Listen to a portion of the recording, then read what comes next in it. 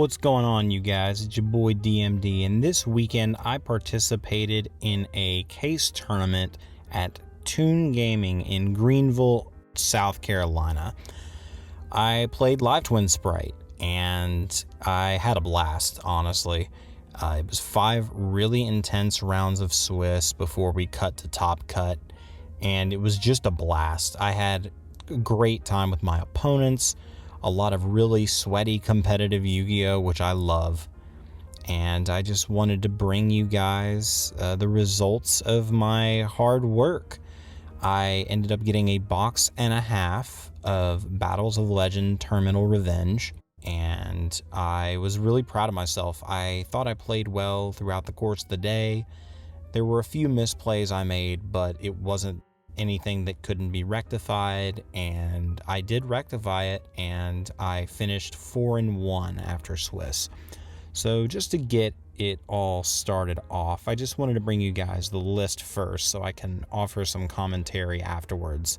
Without further hubbub, let's go ahead and grab that list. So as you can probably tell, this is a live Twin Spright list. We got the 3 Leela, the 2 Kiss a Kill, the 1 Kiss a Kill Frost. I love this ratio. It's absolutely perfect. I wouldn't change it at all. The 3rd Kiss a Kill kind of bricks after I tested it. Maybe there's a reason I should go up to 3, but I just don't see it. So that is your 6 copies of live twin names that are not Sunny Snitch. After that, we're just going to move right on into the extenders. What are the extenders, you ask? Well, of course, we've got the Sprite names.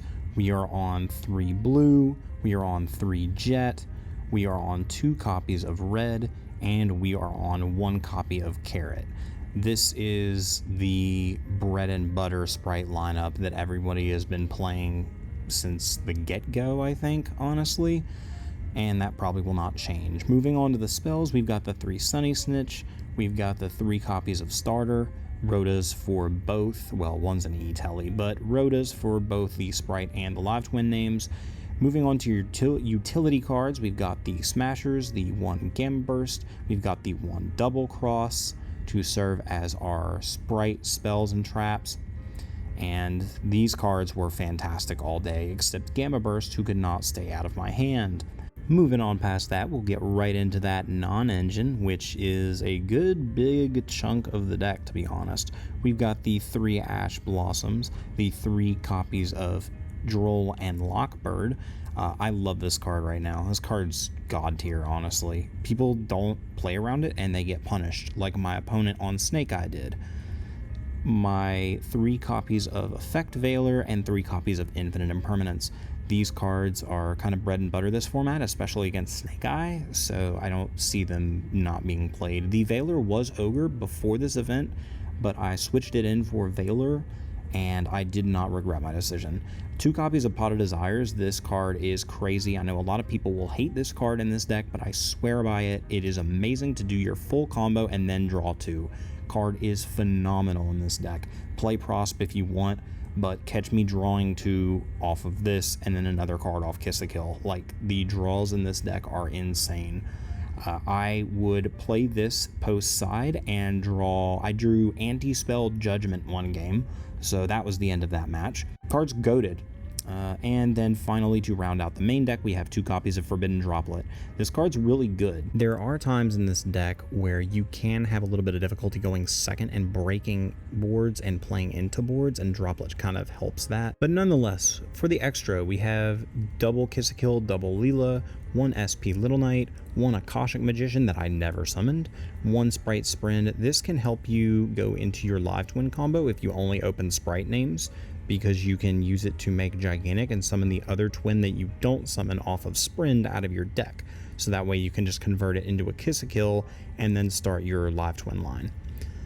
You have 2 copies of Trouble Sunny. Despite not really playing the second one a lot, you'll only summon the first one, if at all. 2 Gigantic.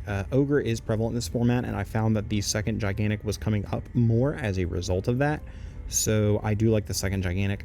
1 Gin Buster. This card is just a generic body that is a monster negate. You can make it with jet and blue and have another negate on top of your end board. Finally, to round out the extra, we have our Zeus package. So we have Skycav, Downard, and Zeus. So this is our main play going second. Just to wipe the board, we get a format Zeus, and then we cook. Moving on to the side, this is really short and simple. We just have the 2 Cosmic Cyclone just to blow out back row. I sided this in a lot going first, actually, and I felt that it was pretty effective. It's really good against Voiceless, although I did not get that matchup, but it is what it is. Got the 3 Dark Ruler. Dark Rulering into Skycav, Downard, Zeus is really funny.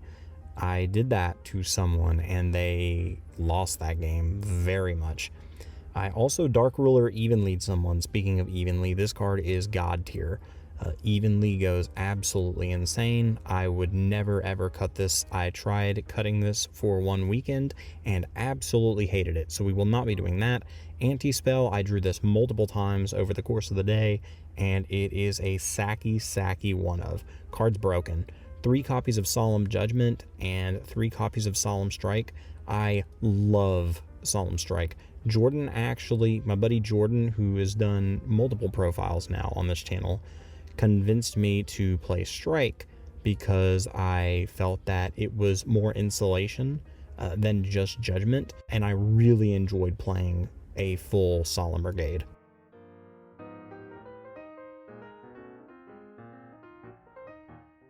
Given that this was a case tournament, I did expect to play against a lot of the more competitive decks as far as this format goes, and I did. I played against 2 Snake Eye, 1 yugioh, 1 Phantom Knight Horus, and 1 Rika.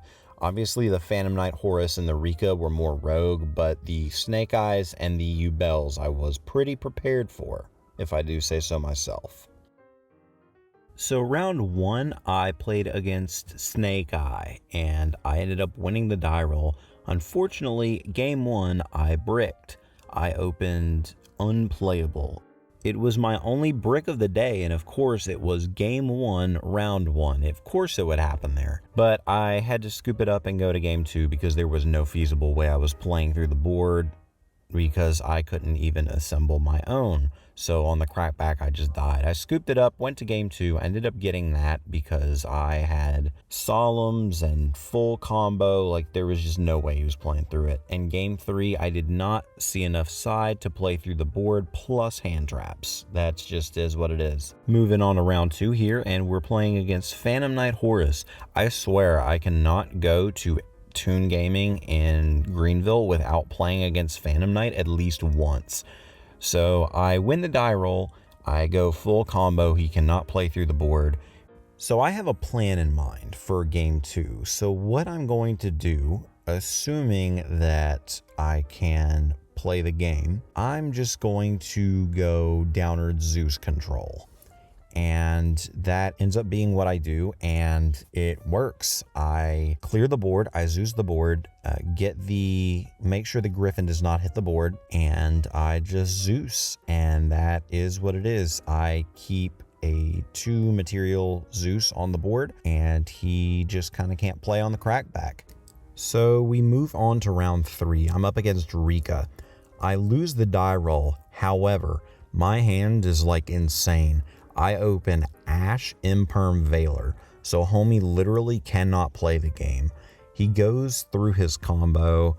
I Veiler the Dryas and Imperm the Jasmine, and I believe he activates the spell that surges. I Ash something else. I can't quite recall what it was, but I had Kiss a Kill Blue in hand, and I drew Jet for turn, so the game was just over from there. Game 2, I open no side and no hand traps, so that is very unfortunate. We lose that game quickly. We move on to game 3. I side in Strikes, Judgment, and the 1 anti-spell. We draw the 1 anti-spell and a Solemn Judgment, and we have full combo. He doesn't have hand traps. He doesn't get to play the game. It is what it is. We move on to round 4, and I'm playing against an opponent that I've played against before. I played against him at the Greenville Regional in May, and he is once again on Snake Eye. I lose the die roll. He opens combo, but we have multiple hand traps. We have like Ash plus Droll, and he starts with Bonfire. So Droll actually like really cooks him. So he ends on a very mediocre board and passes, and we have like all gas to play through it. So we're just cooking.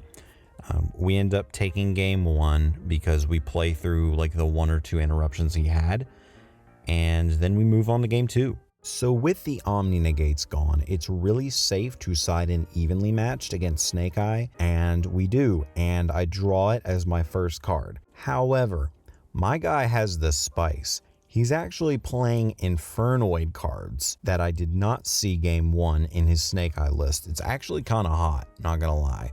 So he sets up his full board. It's the regular Snake Eye board, but with an Infernoid on it. It's the level 4 that negates monster effects, negates and banishes. And I did not read. I did not, in fact, read. So I went normal Leela effect after I evenly him for like 8. He keeps the Infernoid monster. He has nothing set up in grave, and he's on top deck mode. He had committed everything to the board. I evenly him, and he keeps the Infernoid monster, and I do not read it. So I go normal Leela, he negates and banishes it, and I'm like, oh, well, that kind of ends my turn.